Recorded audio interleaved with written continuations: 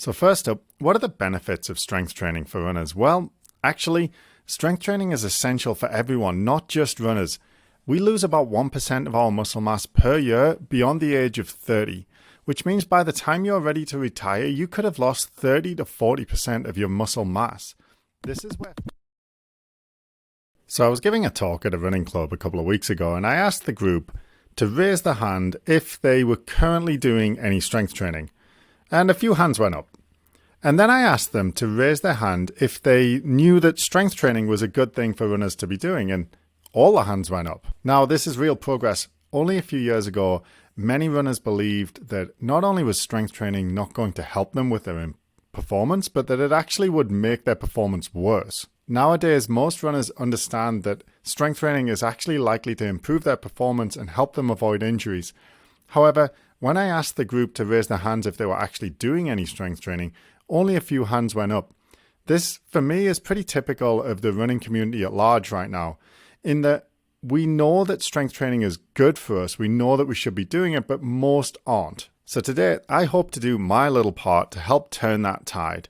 I'm going to walk you through a very simple strength training program that you can execute in less than an hour a week. We're also going to set it up so that you get the best bang for buck out of your strength training, and all you're going to need is a couple of dumbbells. So first up, what are the benefits of strength training for runners? Well, actually, strength training is essential for everyone, not just runners. We lose about 1% of our muscle mass per year beyond the age of 30. Which means by the time you're ready to retire, you could have lost 30 to 40% of your muscle mass. This is where frailty comes from. We all have an older relative who is bone thin and just struggles to get off the ground. This is not some unavoidable consequence of aging. This is simply the cumulative effect of decades of deconditioning, and it is entirely avoidable. If you're lifting heavy weights for only an hour each week, this won't happen. And that's not the only benefit of strength training. Check out this epic little list. It improves running performance, increases bone density, reduces body fat, reduces fat storage around the abdomen, improves tendon stiffness, prevents age-related muscle loss, improves sleep, and prevents death, although not indefinitely. So why strength training with dumbbells? Well, first off, they're really practical. You can buy some secondhand dumbbells pretty cheap. You can find dumbbells pretty much anywhere.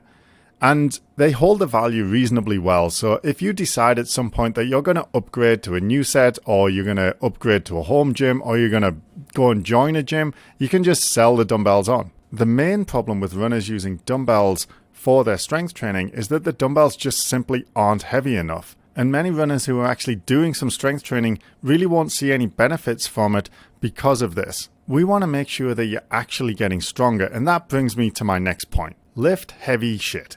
I borrowed this term from Dr. Stacy Sims. It makes the concept nice and easy to communicate. If you can do more than 10 reps of a given exercise with those weights, they're just too light. The only way to actually get stronger is to convince your muscles that they need to get stronger in order to survive. And for that, they need to be exposed to very heavy weights, meaning if you can do them more than 10 reps, they're just too light. I like to start runners with like 4 sets of 8. Which means that they're using weights that are heavy enough that they can't really do like more than 10 reps.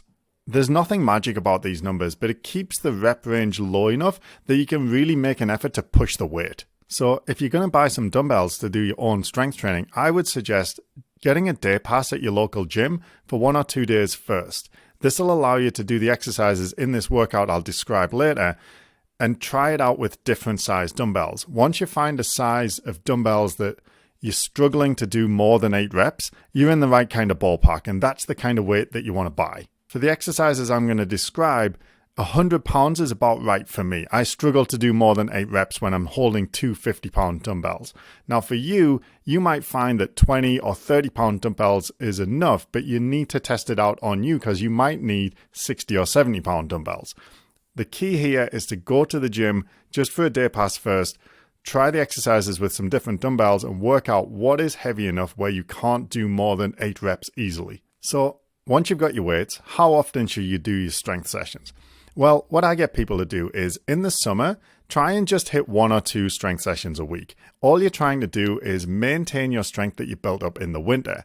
And this allows you to keep running a lot more volume in the summer when you want to be outside and you don't want to be stuck inside doing weights. Now in the winter, we're going to try and push that up to 2 or 3 workouts a week, but we're still going to only have about 20 to 30 minutes of actually lifting weights. The idea here is to build up your strength in the winter so that you can then use it in the summer for improved performance and reduced injury risk. It'll sort of taper off through the season, and then when you get to the winter again, you're going to top it back up by focusing on strength for a couple of months. So what are the best strength exercises for runners? Well, as with most things, strength training for runners kind of follows that 80-20 Pareto principle, which basically states that 80% of your results are going to come from about 20% of your efforts. So we're going to try and focus in on that 20%, and we're going to select just 3 exercises that we really feel get us the best bang for our buck. So first up, we've got the calf raise. When we run, about 50% of our propulsive force actually comes from the calf muscles. So it's really important that we make those stronger. And the single leg calf raise is a super easy exercise that you can do at home with just a dumbbell and a step. So you're going to stand on the edge of a step on one leg with your toes on the step and the heel off the step. You're going to hold the dumbbell in one hand and hold on to something for balance with the other hand. You're going to slowly rise up and down into the calf raises and making sure that the weight is heavy enough that you can't do more than 8 reps easily. Next up, we've got the rear lunge. When we're running, about 30% of our propulsive force comes from the thigh and another 20% or so from the hip glute area. So in this next exercise, the rear lunge, we're going to hit all of those muscle groups with just the one exercise. Again, we're going to hold our 2 dumbbells in each hand, and we're going to step backwards and touch our knee down on the floor. Stand back up and return to the start position. You're going to repeat 8 times on one leg, rest, and then do the other leg. And again, make sure the dumbbells that you're holding are heavy enough that you can't really do more than 8 reps. Next up, we've got the squat jump. So in the previous 2 exercises, we really were working on developing our strength. Now we want to develop our power. It's no good having strong muscles if they're not fast enough to actually catch us as we land and propel us forward again. When we're running, we touch the ground for less than half a second. So we really need those muscles to be able to contract very quickly, and that's where power comes in. Power is the ability to express the force and the strength that you have in your muscles very quickly. For this, we can use a squat jump to train our power capacity. It's a nice easy exercise. You grab the dumbbell and hold it by your chest, or grab 2 dumbbells and hold them by your shoulders. Squat down until your thighs are about parallel with the floor, and then jump up in the air. Land again in the squat and repeat 8 times. Once you get used to this exercise, the idea is to really jump as high as you can for maximum power development. So really go for it and don't hold back. It's not very complicated or very expensive, and you can do it in less than an hour a week. And if this has motivated you to learn more about strength training for runners, check out my episode with Rich Blagrove of the Adaptive Zone podcast. So just scroll back in the feed or check the link in the description. The episode was called something like, what are the best strength exercises for runners? And it's excellent. It's much longer than this episode, and it goes into a lot of detail on the different nuances of strength training. And I think if you enjoyed this episode, you'll get a lot out of that one too.